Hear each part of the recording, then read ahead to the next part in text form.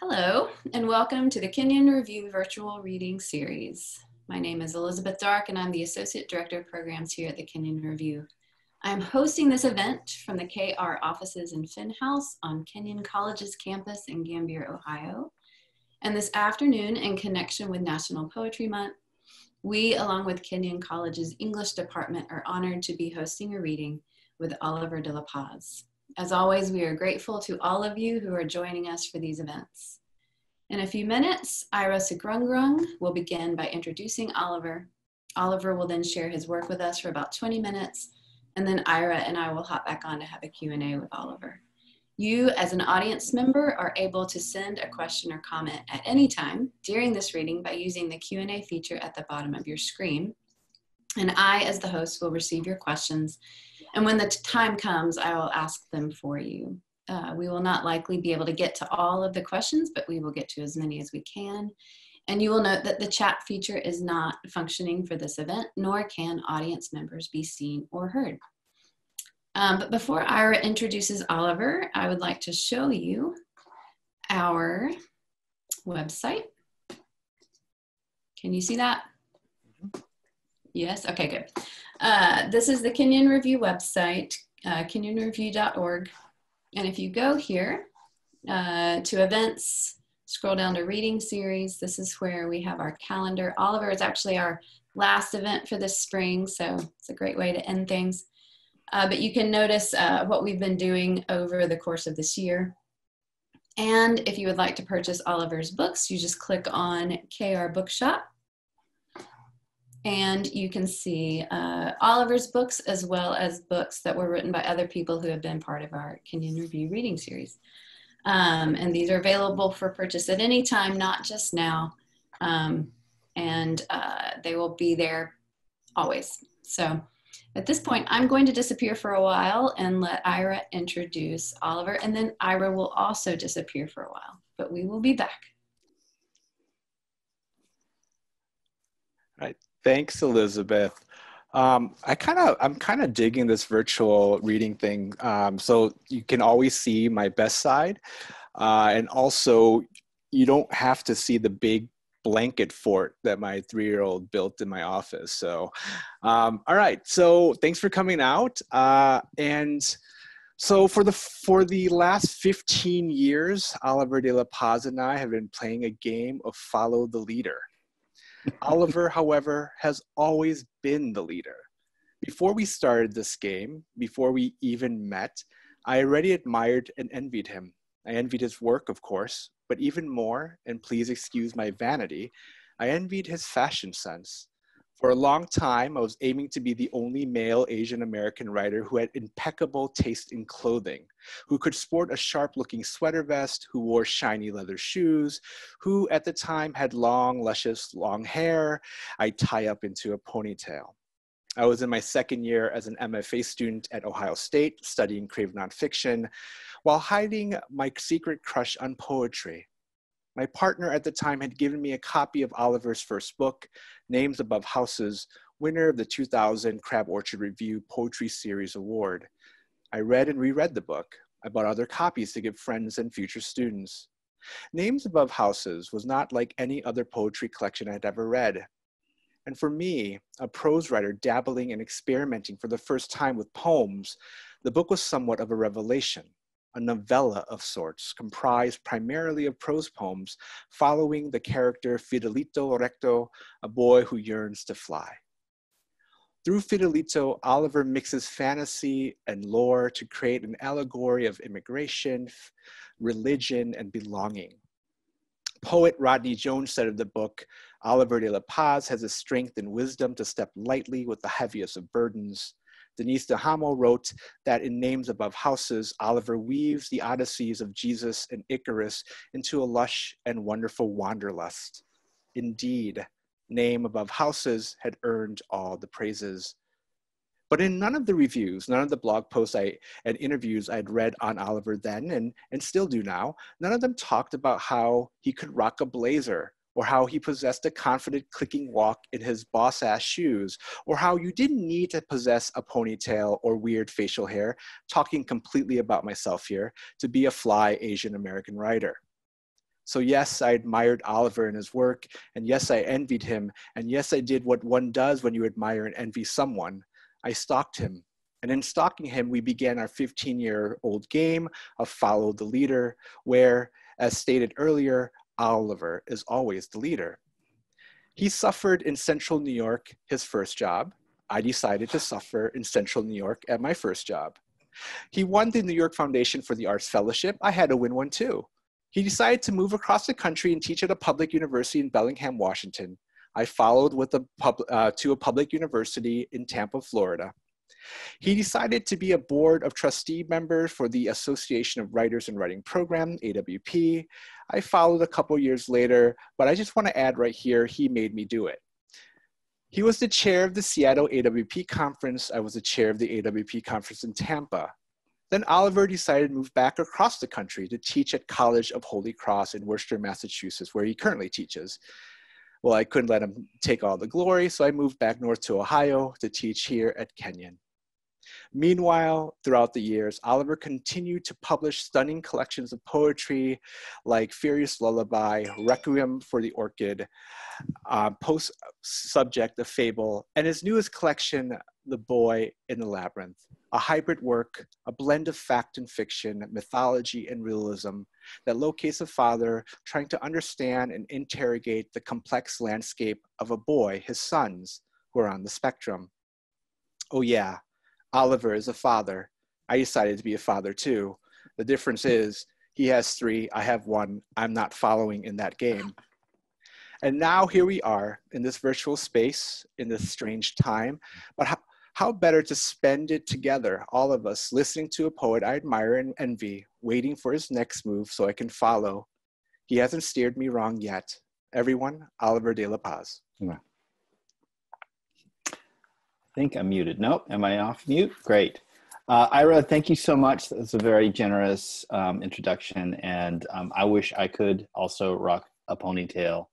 And also, Elizabeth, thank you for setting up everything and putting this wonderful reading together. Thank you, Kenyon Review, and thank you, Kenyon College. And thank you to the 54 some odd participants who are out there in the ether that I can't see. It's really a strange time to be with you, but I'm grateful for your company. Even though I can't see your faces, I know that you are there, and I am grateful for your company. Before I begin, I do want to give a shout out to a couple books that are sort of on my roster, and they're all written by neurodiverse writers.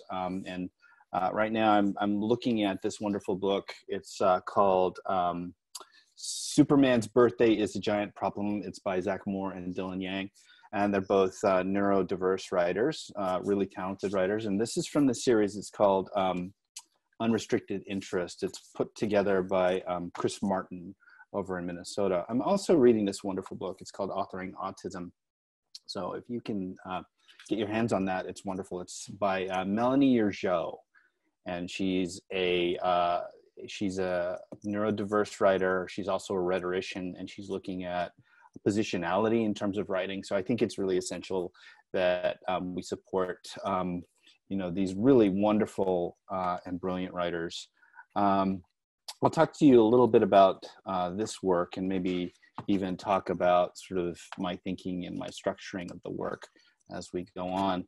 So The Boy in the Labyrinth began as a journal. And basically, I was journaling every day, right around the birth and diagnosis of my first son. One of the things that I have to account for is the fact that I am a neurotypical person. I'm a neurotypical parent. And I think first and foremost, I have to articulate my positionality, that my position is full of flaw. That the ways in which I understand and I approached the work as I was composing the work is problematic. And I think that one of the things that I have to articulate as I read for you today is the fact that these works were published before I had a thorough understanding and appreciation for what it means to be a parent, a neurotypical parent who is parenting neurodiverse kids. And I think that one of the problems and one of the dilemmas of writing is that sometimes the writing that you put out there is asynchronous with how you're thinking today. And so I think that, you know, reading in these spaces and talking in these spaces are opportunities for conversation. So I just wanted to put that out there, that again, first and foremost, my subject position is really important to articulate. And that's, my subject position is that of a neurotypical person who just so happens to be the father of 3 neurodiverse kids. I also think that, you know, one of the fun things about reading and sharing with you in these spaces is, you know, the ability for me to articulate my position now, which has been, you know, which has been in process and is in constant revision. So I want to add that. I would like to read from The Boy in the Labyrinth, and nobody ever reads their epigraphs. I have 4 epigraphs. Nobody ever has 4 epigraphs as well, I think. There was a long Twitter discussion about having too many epigraphs, and you know what, so what, I have 4. So the first epigraph I will read is from Jorge Luis Borges. I know what the Greeks do not know, incertitude. Neither living nor learning was good without order. Temple Grandin, the great industrial designer. I have designed my style pantomimes as white ink drawings on black backgrounds, so that man's destiny appears as a thread lost in an endless labyrinth. I have tried to shed some gleams of light on the shadow of man startled by his anguish. Marcel Marceau. Everything I've done for you. I moved the stars for no one. David Bowie as Jareth in Labyrinth. I had to get that in there. So just a quick note, I will be hopping around. The book is structured this way, is sort of a Greek tragedy, or even, if you will consider, an ode. It's in 3 parts. But one of the things that I thought was important as I was crafting this work was establishing a vantage point. Much of the work is based on the Theseus and the Minotaur myth, but I wanted to write about me and my perspective, and I wanted to sort of establish that. So I'll read parts of this first lyric essay / prose poem that appears in the book. It's called 28 Tiny Failures and One Labyrinth. Before I set out to write something about family or friends, I open with an apology. The apology is similar. I'm sorry for writing this, but I have to, or something to that effect. And then it's deleted with the next line. I have been writing the same sequence for almost 8 years. I suppose that's not too long as far as works in progress go, but sometimes I feel like I'm chasing someone down a twisting pathway. I grew up with allegory as a way to understand this story can stand for this. This person is wicked. This person is good. This choice is flawed. This is a wise choice. 2 of my sons, 3, are on the autism spectrum. This pervades my daily life. We are supposed to write what you know, and what I know and have known my 10 years of fatherhood is that writing what I know is hard. Meredith and I must have filled out at least a dozen questionnaires assessing this and that. We both found ourselves baffled at one point or enraged at another. The questions felt somewhat accusatory, like the boys were some case, some project. Labyrinthian. The paperwork was labyrinthian. When we co-slept with Elle, he would dig his fingers right into our eye sockets. Human interaction is such a complicated thing. It is this complication which baffles my son. Sarcasm, subtlety, all the coded nods and micro gestures of day-to-day interactions. A knowing glance, a smirk, an off-color joke. Labyrinthian. and how to articulate this as a writer and as a father, but as a father first. Elle's obsession with eyes continued until he was 4. I had been called into his daycare a few times because he had poked one child or another in the eye. I apologize for writing about you, Elle. I apologize for writing about you, N. Since 2013, I've been writing a sequence of poems loosely based around Theseus and the Minotaur. I do not name the wanderer of the maze. The wanderer of the maze is simply the boy. I realized that I had been writing about my sons for several years in the form of this allegory. This is unclear to most readers.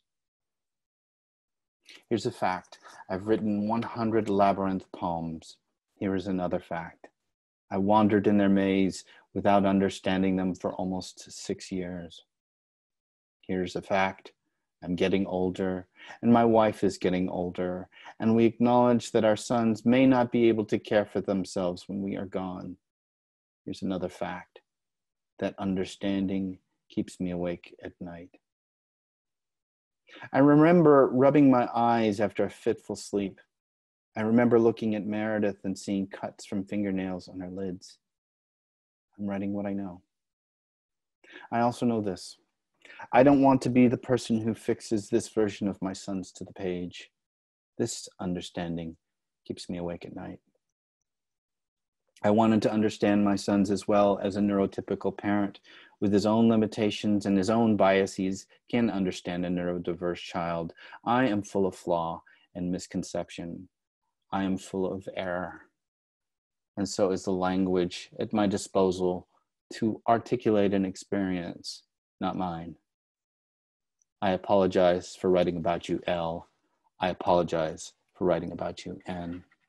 So I felt like it was important to have that poem sort of at the front of this book, not as a disclaimer per se, but say as a way that I can articulate where I was as a writer and what my process was in thinking. And I think that so many of the poems, as I had mentioned, are in the form of allegory, that while I was writing these, I felt like I needed a way to sort of enter into the conversation. And so I'll read a couple of these Theseus and the Minotaur myth poems. They all sort of have a similar structure. They're all prose poems. And I'll start with this. He plays word games in the dark, lost, last, taste, waste. Inside his mouth, an invention of the body.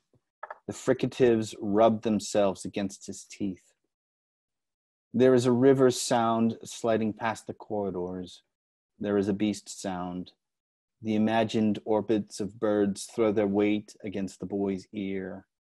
In the alchemy of air and voice, the most familiar muscle sips its drink. The boy plays on, lips pursed, as if trying to kiss the black. Air arrows out as he says when, as he says wet and breath. As he raises his arms above his head, the torch behind him projects the shadows of a horned monster. This dim abdication of the boy's shape makes the silence of the maze stretch its legs like a proud house cat. The horns rising out of what was the boy's skull are a dream. There are dreams, and there are dreams. The boy's shadow returns as he drops his arms to his side with a slap of his thighs. The rush of wind as his arms fall causes an ember to lift from the torch with a pop. Other shadows try on their shapes in the stutter of the torch's hungry machinery. Other shadows circle in the sovereignty of their forms. The boy in the labyrinth hears all its sounds. The breath's translucent cellophane in the cold. Water's uncurled parabolas with each metronomic drip. The stalactites shearing wind into discordant vipers. And in the far reaches, the Minotaur, his incongruence a bass drum. In the labyrinth, a sound knows its place. There are fingers in the darkness pushing the black keys hard on their mallets. And lo, the quiet is the most violent string. The boy stands still. Somewhere on the surface, electric fans on rows of office desks push their thrombitic hums. Somewhere, reams of paper let loose the repetitions like faucets spitting sawdust. Here, the dark's homunculus pads about on its bare feet, while the spiral of the ear doubles back on itself.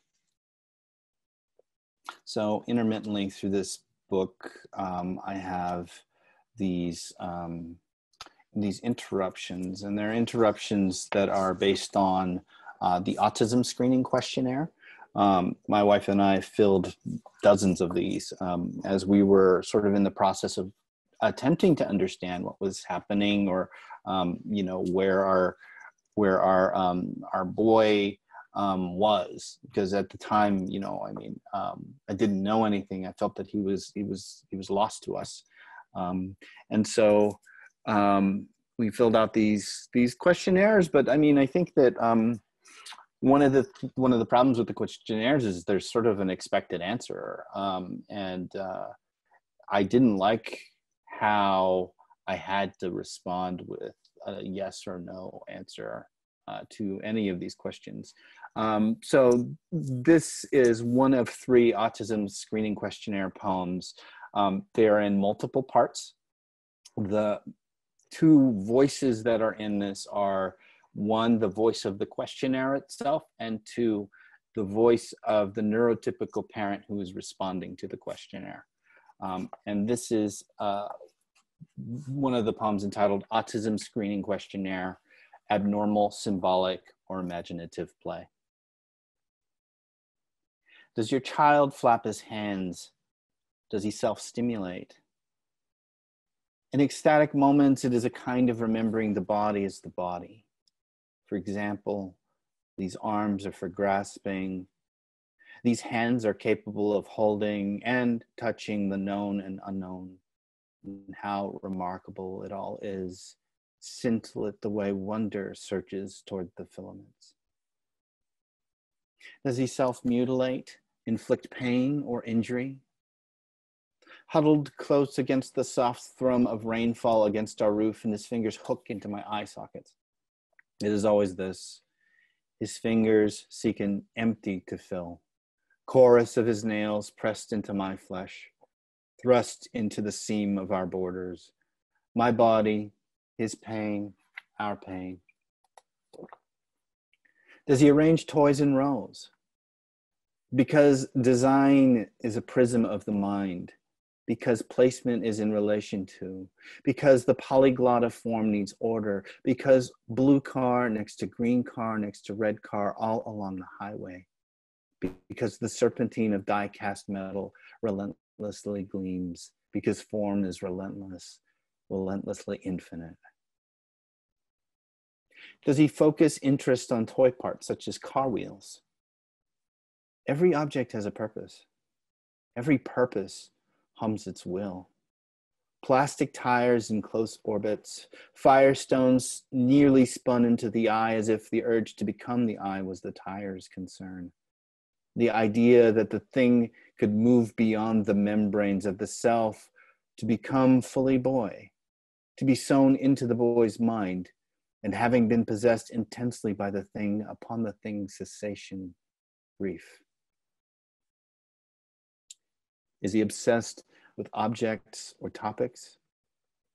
The Amanita genus is his favorite and includes the Deathcap. You will know a Deathcap by its off-colored patches, the remnants of what was once a veil that had surrounded the mushroom when it was young. We had lived in a place of quiet, surrounded by every manner of fungus, and he would stand in the rain until drenched, looking at the same clump of mushrooms, fairy rings, polypore shelves, sleek and concealed little spore bearers hidden under leaves, lobes of chanterelles, the coral-like hemisphere of morels thinking in their darkness. Does he have an unusual attachment to objects, sticks, stones, strings, hair, etc.?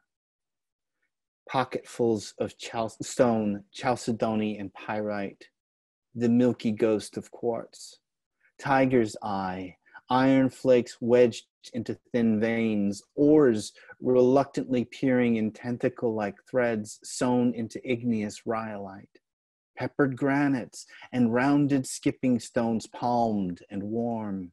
He demand I carry them all in my pockets, all of their weight pressed against my thigh, raucous with each step. Does he have a savant ability or a restricted skill superior to his age group? His mind teems with magical thought, the possibilities of every moment. If the clock were cicada winding down, if the rain were an unfurled scroll of lost voices, if the sky held all the animals everyone had loved, then the absolutes holding us here with our grief are not sovereign. That this alchemy, scratched with debris and errata, these waves sweeping our houses loose from their pilings, all of it is soluble in the swirling cacophony of his mind. I'm going to read two more poems. I want to add that, intermittently throughout this this book are poems that are in the voice of a chorus, much like a Greek tragedy or a Greek play. And the chorus takes the form of standardized test questions. So much of what I'm sort of arguing against is, the diagnostic. So this is really, I would say this book is very much a conversation against and at the diagnostic and the use of the diagnosis in language. So this is one of those standardized test questions, and it's entitled Chorus, select an answer. A, dust in the light shaft was surely lost, surely the alternative to looking. B, if there is too much to keep us tired, then there's too much to keep from us. A promise, for example, a life of watching. C, the brittle time when my heart asked for a way to free itself. It could be that the horizon is lonely. It could be that the children in the playground stain their clothes. The girl with the smooth face and the denim dress smeared with berries and the good talk of the mothers. D, all the useless hooks humming with their empty teeth. And I'm going to close with the last poem of the book. It's entitled One Labyrinth. My eldest is now taking trumpet lessons, and he's pretty good. So this is a poem that, was inspired by his playing. One Labyrinth. I've wandered in to see him writing music for his trumpet. His head is low, close to his papers. The spirals of the treble clef close to his ear, nearly becoming his ear. And then he rises to play. Notes in his hand rise and fall in scales. They are tracks in a snow-bitten page. He is a page of a symphony beyond a single note. He hears the music constantly. He hears it part stone. Vertices of sound waves pressing their tongues against hewn walls. There, in the dark, scales are played. I am here because he has asked me to watch. He has practiced and can play confidently, and yes, he is skilled. His song is not obscenity, but clearly, beautifully sung. He is practicing his notes, ascending and descending through the valves of his trumpet, veined lines of songs from the heart of something untraceable. Air sluices through the curling brass, breath through the mouthpiece, breath through the valves, breath through the bell. His song parts stones. His song rends the labyrinthine passageways of his trumpet in a flourish. A movement rises from the center of his diaphragm. False starts and false loves. From the center of the boy's mind, a light is visible, and there, where the maw leads to melt, a clear, pealing note.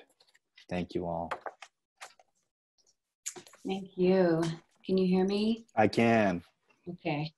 Okay, there I am. Thank you so much, Oliver. Thank you. Beautiful. I'm going to get Ira back with us. Okay. Great. Hi, Ira. Hi, Hey, Elizabeth. that was awesome. Thank you, sir. I'm going to start with a question that came in from one of our associates. This is a writer who is often trying to figure out the subjects Sure. that they should and should not write about. Yeah. In the first poem of The Boy in the Labyrinth, you write, before I set out to write something about family or friends, I open with an apology. You read some of your apologies. Mm-hmm. Writing about the people closest to you is one thing, but publishing that writing is another. Mm-hmm. Are there some people, events you would write about and never publish? Are there some people or events that you wouldn't even write about? Right. How do you grapple with these decisions, and where, if anywhere, do you draw the line? Yeah. That was a question that paralyzed me from publishing a lot of these works for a long time. Because, I mean, who am I to do this? Who am I to write about this? I think that after I had a conversation with my oldest son, I felt like he was aware of what I was doing, and he was okay with it. He just basically said, no, you do what you need to do. Now, his answer might be different in a couple of years. And in that space and in that sense, I may have to chase this down. But I mean, I think that one of the things that I always think about is whether or not I will be doing harm to people I love, and whether or not the relationship that I value between these people will be changed permanently. Because of what I write. And then I have to ask or weigh or determine whether or not that price is worth it. You know what I mean? So I am not one of those people who will publish everything that I write. I am one of those people who will sort of sit on something and vet it and determine whether or not it's okay. And then I will, of course, consult the people who I might have been writing about. Not everybody works that way, but I think that, look, I value my relationships far more than having a publication. And I think that that is certainly what determines whether or not something gets published, right? My positionality and essentially my values, right? And first and foremost, I always value these true and honest friendships. And so and of course, familial bonds, right? So I'm usually somebody who I think before I put something out there, and then I usually consult somebody. You know, if I've written a piece and you're in it, I'm probably going to give you a call or send you a note and say, hey, is this okay? Is this something that you are okay with? I do have things that I've shelved. I do have things that I've put away. I do have things that I've, you know, just said, okay, this is not right. I can't do this. And I do have things that I've written around, you know what I mean? That instead of, say, being direct about, say, an incident or a situation or a relationship, I create or construct character. So I think that there are ways that you can address or write about these more sensitive topics. You know, the nonfiction writer Brenda Miller, who Ira and I know very well, right? She writes these really wonderful hermit crab essays, and I sort of do a similar thing with poems, where I sort of take on forms, or I take on allusions or things that will allow me access to write about these certain things. And I think it's similar with sensitive topics, right? That sometimes I have to disguise or cover these things up. But most of the time, just going back to your original question, if it's taboo, I believe in sort of not crossing lines. It's just sort of my values. Yeah.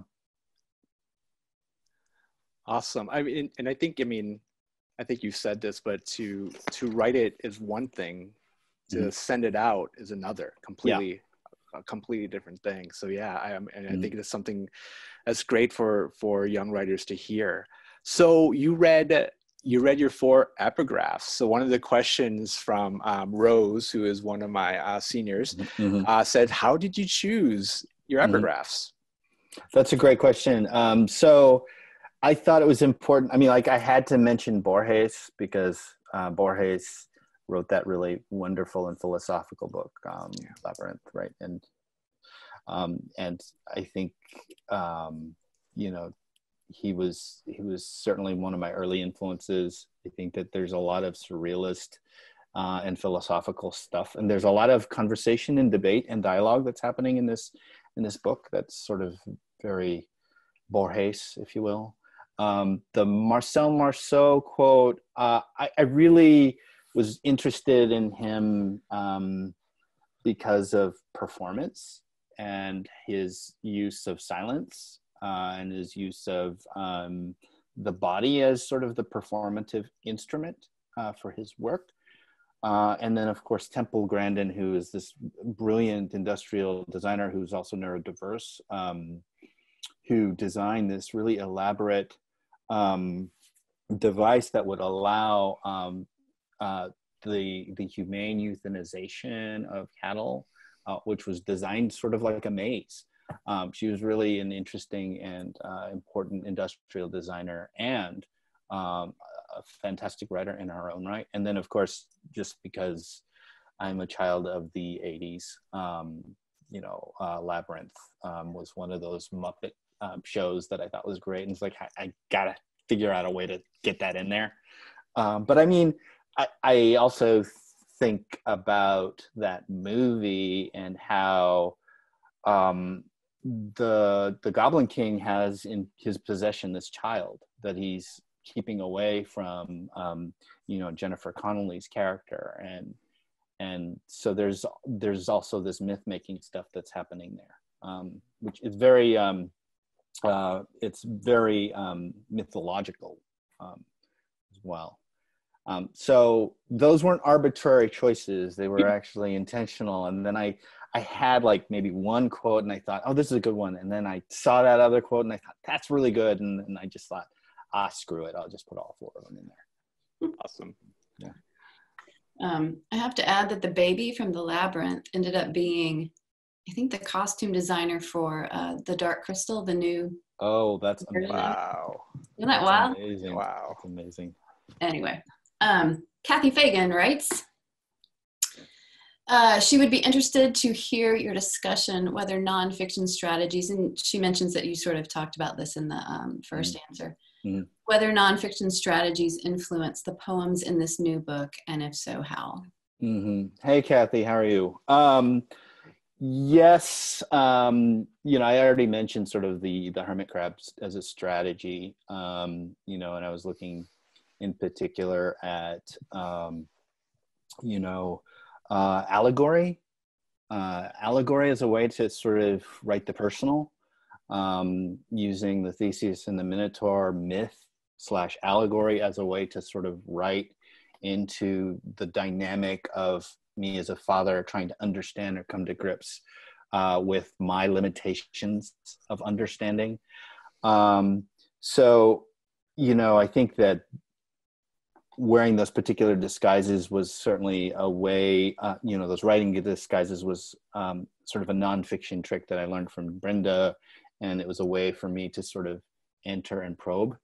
I also, for the life of me, can't write a straight up essay. And so I sort of adopt a lot of lyric essay techniques, a lot of disruption and a lot of silence is sort of a technique that I favor. And so you see the first essay and the last essay, I'm going to call them essays because, initially that first piece was published in, gosh, I'm blanking on the journal, but it's Ketcha Kuiper's journal. And anyway, it was published as an essay. And so I felt like I needed a companion essay to it. And I think one of the pursuits of essay writing is, of course, the essaying or trying to discover, to understand or process what's happening. And I think the whole book is sort of a gesture towards the essay, right? The discovery or towards the understanding or to the probing.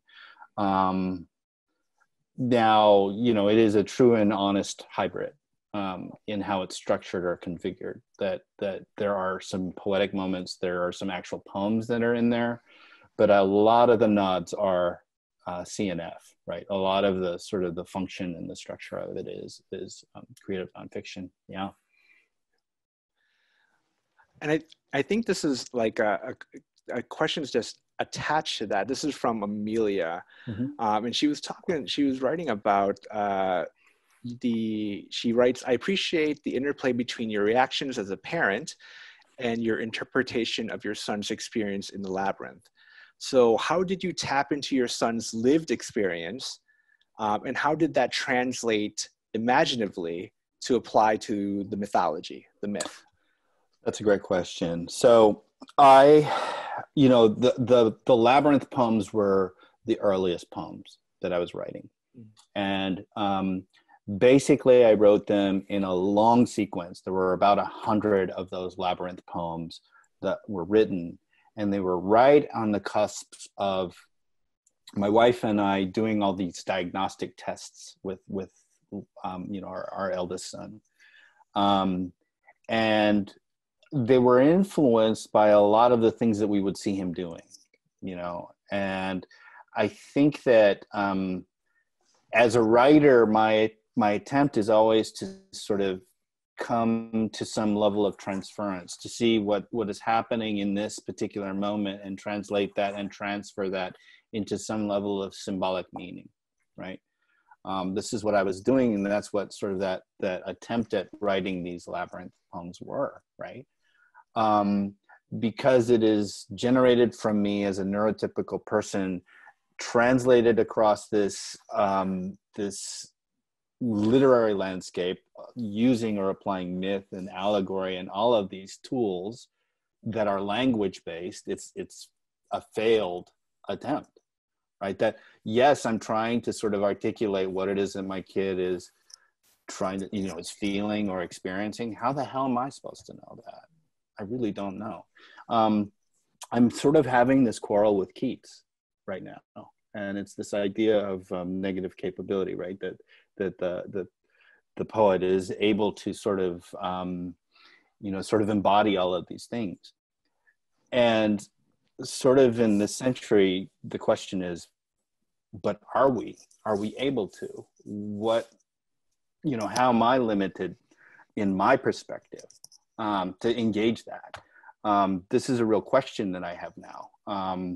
And again, if you were to ask me, would I do this? Would I write this manuscript? Would I write this book in the way or form that I've written it? I would probably say no.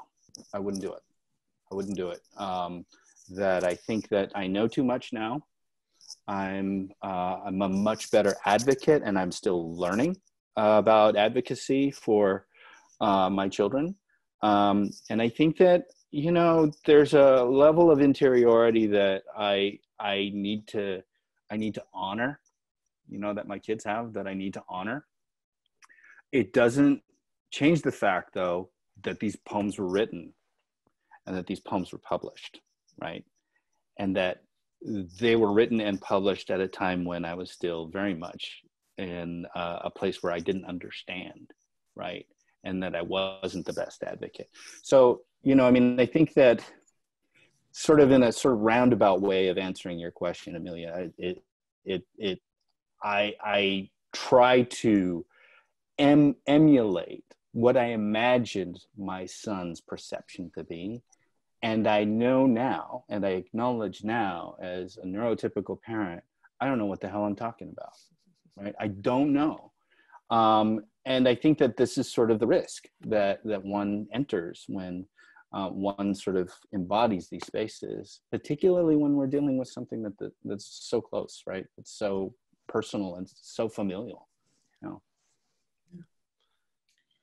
Okay, my question comes from our intern, Kate. Kate.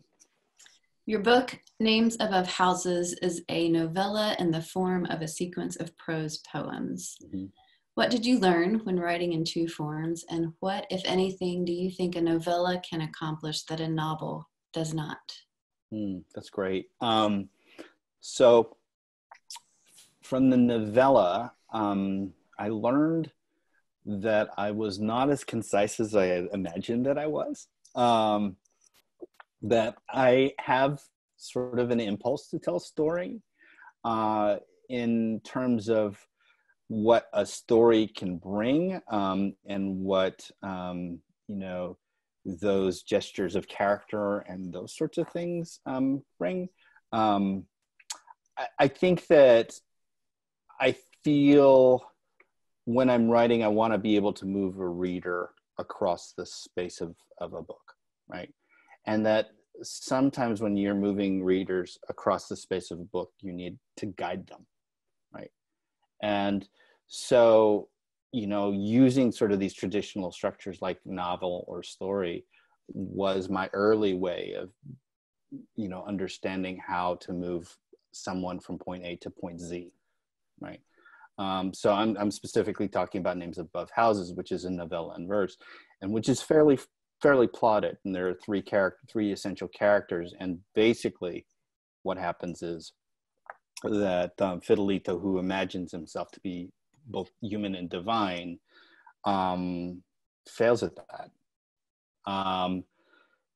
And you know, I at that early stage in writing, it was my graduate thesis. At the early stage in writing, I didn't know what else was possible in terms of form. Right, in terms of form. So it ended up being like a novella, a story. And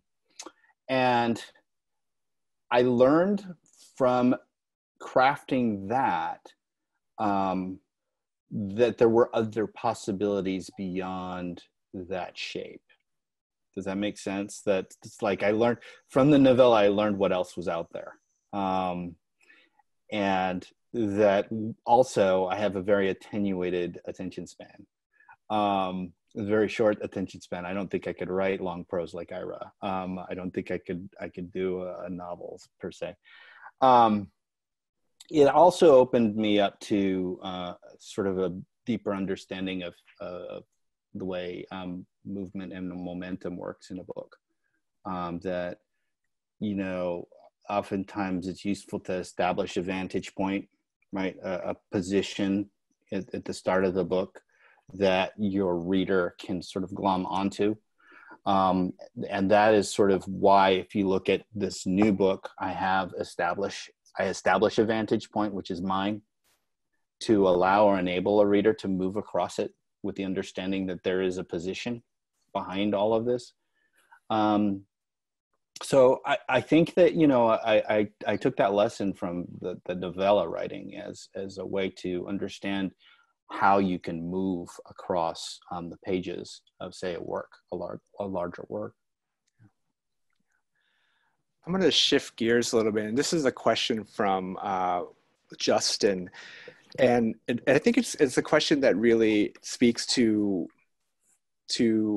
what we and what you strive to do as a literary citizen, and talking about community and how even community right now is so necessary, right? Yeah. And so what Justin asked was, could you talk about Kundiman and talk about the experiences with Kundiman and how it's affected your work? Sure. Yeah. So, you know, I am good friends with Joseph and Sarah, Joseph Legaspi and Sarah Gambito. They're the founders of Kundiman. And, you know, Joseph and I went to undergrad together. You know, we were both at Loyola Marymount back in the 90s. I was a bio major. He was an English major. And in many ways, like, I considered Joseph my mentor because he was doing all the English things that I sort of strived to do. Meanwhile, I was sort of in the back being a biologist and doing all the biology stuff. But, you know, I met up with Joseph sort of later on down the line after having attended my graduate school and sort of being utterly lost, right? In the 90s, it was sort of a weird space, a literary space, because there weren't a whole lot of communities of writers that were of a particular nurturing type that I needed, right? That would work for me. And so Joseph and Sarah, you know, founded this really wonderful community for a whole generation of Asian American writers, initially out of our friendship, right? That it started as a place or a space of friendship where, you know, we got together and we ate and we laughed and told jokes, and that was necessary in the landscape of the 90s, which was predominantly, you know, barren of writers of color for us, right? That I didn't have models, I didn't have mentors, I didn't have any writers of color who were my workshop teachers, you know, at the undergrad level. There weren't a whole lot of books, right? There weren't a whole lot of books, or if there were books, I had to hunt. I had to really look. And so, you know, these community spaces that Sarah and Joseph created for us were really essential. And I think it's sort of changed the landscape. I also want to say that it's really necessary to the Asian American community to have these community spaces, because I think one of the things that is unarticulated in Asian American spaces is the deep level of community trauma that is present, because many of our recent Asian immigrants are here in the United States as refugees or citizens of wars. And there is a level of familial trauma that is often unarticulated in the immediate community. And you know, I think that one of the things that spaces like Kundiman allows is permission, that it's okay to sort of, you know, feel the things that you're feeling and grieve in the way that you're grieving and write in the way that you're writing. And that also you no longer have the responsibility of trying to explain yourself, right? I think that, you know, so much writing gets stopped in workshops when you have to sit down and you have to explain your trauma before a community or before a workshop of people you barely know, right? And I think that, you know, again, community is really necessary in that, you know, we're often finding ourselves tied up with so many other things, and, you know, community allows us, grants us permission, and also gives us models.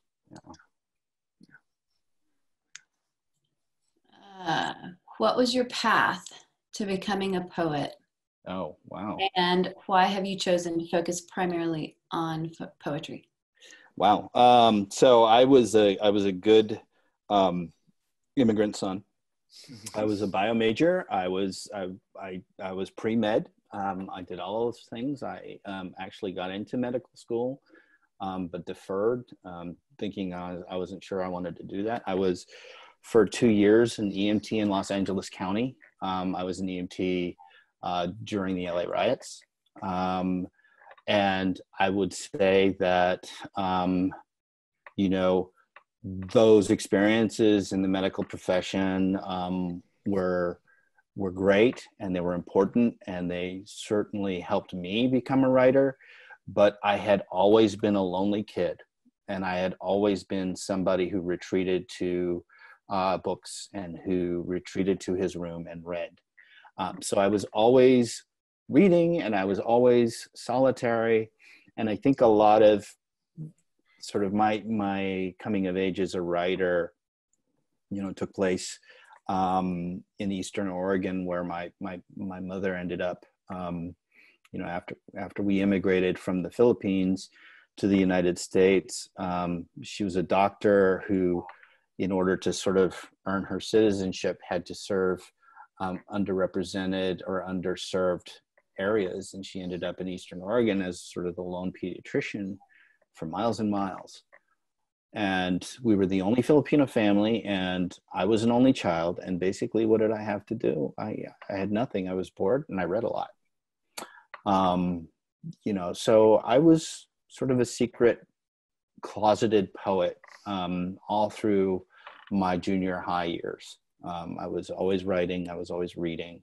And I think that was sort of the formulation of my identity as a writer. But the consolidation of who I am as a writer didn't really happen until I sort of decided, you know what, I'm going to see if I can apply to grad schools. And I think once I got into grad schools, I sort of turned a corner and I said, okay, well, I guess this is going to happen, right? I guess it's time to be serious. I guess it's time to sort of devote my life to this. But before all of that, I was so confused. I had no idea. I had no idea what I was doing. My dad still thinks I should be a lawyer. I mean, he really does. Still, right now. Still, I mean, like he's like, you should get a business degree. You should get a law degree. What if? It's like, oh my God, Dad. Well, our last question comes from Misha. Okay. And it's for both of you. Oh. Yeah. For Ira and Oliver, what quirky, wonderful thing you'd like your literary friendship, to be remembered for in the archives for generations to come? Oh my God. Oh man, okay, so the story that I like to tell about Oliver is when he invited me to Bellingham to a reading, and Oliver lived in this like this ideal nature heaven, right? And he had hiking trails, and the boys were there, and we went on a hike, and Bo, the beautiful dog, was there. And like, I was so enchanted by this house, by this family, by this by nature. Like, I don't think there's anything that compares really to the Pacific Northwest in terms of its density of forest, right? And it's just so emerald. And that's when Oliver had asked me to join the board of AWP, because I feel like I was under this weird spell, right? Like, I feel like he purposely did this, right? And so I said yes to anything. He could have said another question. I would be like, yeah, of course I'll do it, right? So I think that to me stands out quite a bit. Going to Bellingham and having that nature walk and having the kids. I think we saw a snake too out there. And yes, we did. Kind of fun, yeah. Yeah. 100%. I do not deny it. That, like, basically my methodology in luring Ira to the AWP board of directors was to sort of stun him with the beauty and grandeur of the nature of the Cascade Mountain Range. What I always remember about Ira is commiserating with him about how terrible upstate New York was. And I remember actually calling Ira after we had 7 feet of snow and just saying, dude, we got to get out of here. What's funny though is that I heard Ira's phone number. He gave it to Elizabeth earlier, and he still has a New York area code. Yep. I think that one of the things that is forever going to haunt Ira is that we tropical people, we brown people from these wonderful, beautiful tropical countries, we lived in upstate New York for almost 4 years, and it was just brutal, but painful. You know, it was wonderful to always commiserate with Ira whenever we were in the same space. Well, I'm glad we have those. I sense there will be more added to that. I'll end with two comments that came in, Oliver. One listener wrote, "A joy to listen to as a sister of a brother who has high functioning Asperger's. It took me back to the calls from preschools and the dynamics of our family unit." And then from another audience member, "This was a beautiful reading. Oliver, you handle the complicated work of writing about your family beautifully in this collection." And thank you. Thank you for reading with us. Thank you for taking part in this experiment. And Ira, thank you for helping as well. Oh, thank you. Thank you, Ali. Thank you, guys. Everyone be safe, okay? Take care. Bye. Bye. Thank you, everybody.